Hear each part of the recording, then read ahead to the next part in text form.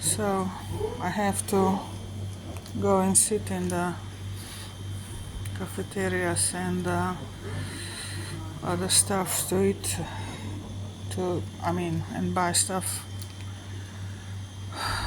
spend my money because I can't get warm anywhere else. And of course, there in the garage, if there are suckers from the near garages hacking my phone and ruining my phone situation, my life basically, by doing it.